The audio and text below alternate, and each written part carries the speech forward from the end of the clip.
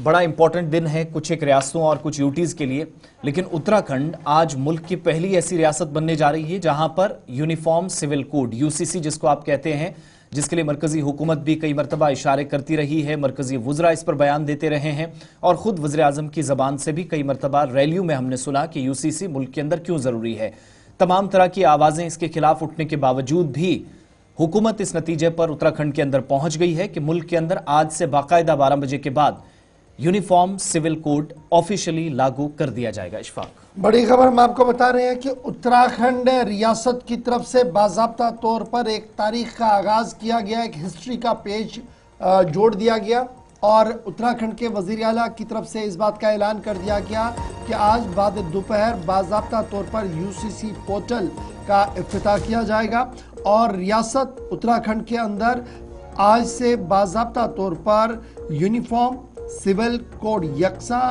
शहरी हुकूक को लेकर कानून जो मुरतब किया गया था उसका निफाज आज से नाफिजुल अमल होगा।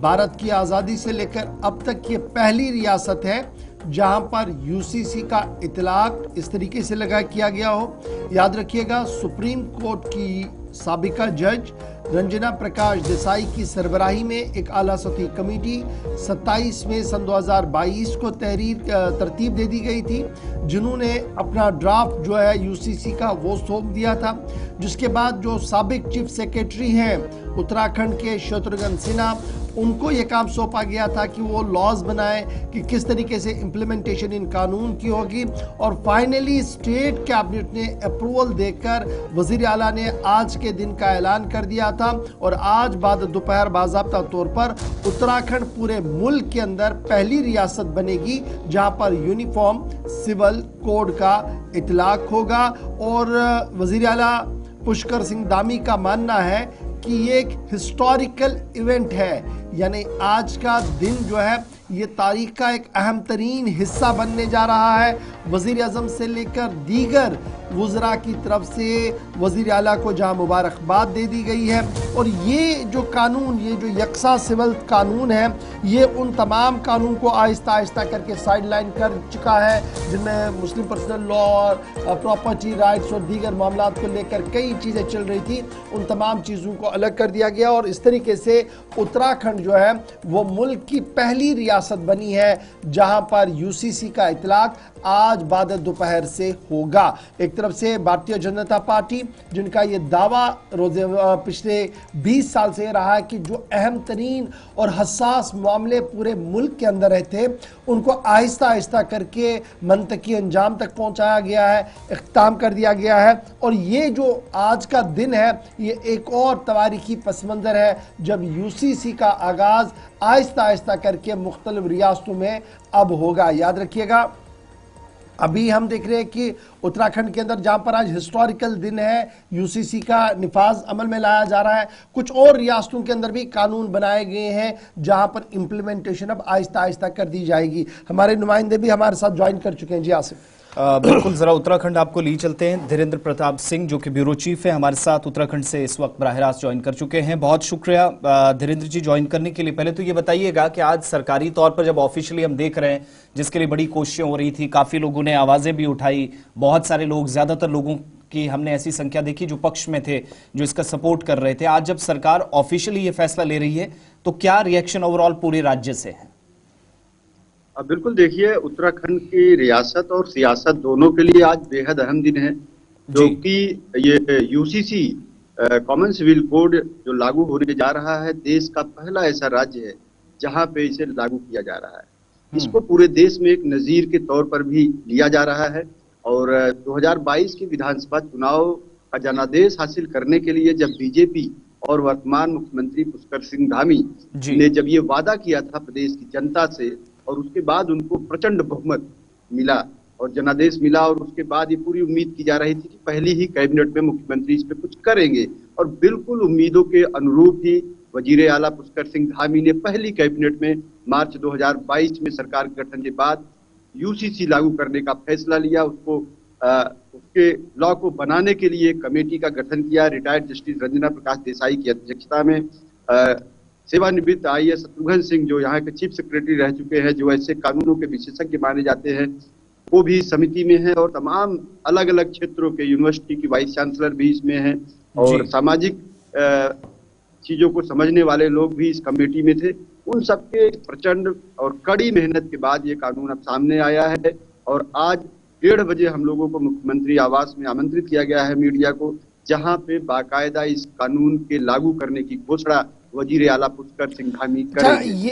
ये बताइएगा, बड़ा इम्पोर्टेंट ये है कि प्रिंसिपल अपोजिशन पार्टियां जिनमें कांग्रेस है, अदर रीजनल पार्टीज हैं, उनका क्या कुछ रोल है आज के दिन में? क्या वो इजीली सब चीज को एक्सेप्ट कर पा रहे हैं या उनका विरोध कहीं पर दिखेगा आज?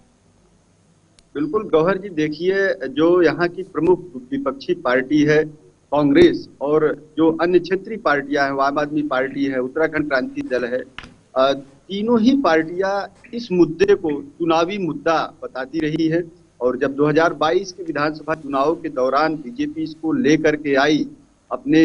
वादों में कि चुनाव जीतने के बाद इसको लागू करेगी, तभी कांग्रेस ने इसका विरोध किया। कांग्रेस का आज भी ये कहना है यह एक चुनावी शिकूफा है, इसकी कोई जरूरत नहीं है, इसके जो प्रावधान है वो पहले ही से ही संविधान में लागू है। लेकिन उन्होंने कहा कि इस तरह के यूसीसी को लाने का बीजेपी का एक ही मकसद है, समुदाय विशेष को टारगेट करना। लेकिन उनके इन सवालों का जवाब भी वजीर आला पुष्कर सिंह धामी लगातार देते रहे हैं, उनकी जो टीम है वो लगातार देती रही है। स्वयं की जो कमेटी है उसने सभी विपक्षी पार्टियों के सवाल का जवाब देते हुए कहा कि यूनिफॉर्मिटी जो व्यक्तिगत कानून है उसमें लाने का प्रयास किया जा रहा है, जिससे जाति, लिंग, धर्म, क्षेत्र के आधार पर कोई विभेद न पैदा हो, उस विभेद को दूर करने की कोशिश के तहत यूसीसी को लाया जा रहा है। एक तरह से कह सकते हैं जो सियासी पार्टियां हैं इस पे सियासत भी कर रही है, इस पे आपत्ति भी जता रही है, लेकिन सरकार इसको लेकर के पहले से ही काफी सीरियस नजर आ रही है। अच्छा, एक लास्ट चीज बताइएगा धीरेन्द्र जी, ये जब सरकार ने इस पर पहली बार, हमने चूंकि आपने चुनाव का जिक्र किया, विधानसभा में वादा भी सरकार में आने के बाद ये काम किया जाएगा कहा गया था, हमने देखा कि एक्सपर्ट पैनल को यह भी जिम्मेदारी दी गई थी कि जिन लोगों को शक है या किसी तरह का कोई डाउट है उसको दूर करने के लिए तमाम स्टेक होल्डर्स के साथ बात की जाए। कल को जिन लोगों पर भी प्रभाव इस कोड का या इस कानून का पड़ेगा उन लोगों के डाउट्स को क्लियर करना बहुत जरूरी है। क्या तमाम स्टेक होल्डर्स के साथ बातचीत हुई, सबको कॉन्फिडेंस में लिया गया और सबकी तरफ से हामी भरी गई कि हाँ ये होना चाहिए, जिसके बाद सरकार ने कैबिनेट के सामने प्रस्ताव रख दिया था? बिल्कुल, जब इस कमेटी का गठन किया गया तभी से ये सवाल उठने लगे थे, राजनीतिक पार्टियों ने भी उठाए और सामाजिक संगठनों ने भी उठाए कि क्या सरकार एक पक्षीय इस कानून को लोगों पे थोपने जा रही है जी। इसको देखते हुए उस कमेटी ने एक पोर्टल बनाया जिसपे लगभग 3 लाख से अधिक लोगों की राय मशवरे आए और उसमें अधिकतम जो राय थी वो इसको लागू करने के पक्ष में थी, जो कि पब्लिक डोमेन में है। और उसके बाद भी इस कमेटी के जो जिम्मेदार पदाधिकारी है उन्होंने बार बार प्रेस कॉन्फ्रेंसेस में मीडिया से कम्युनिकेशन में ये बात कही है कि जिस तरह से जीएसटी लागू हुआ उसको लेकर के तमाम लोगों में शंकाएं थी और जीएसटी काउंसिल समय समय पे बैठ के करती है, उसकी समस्याओं को दूर करती है।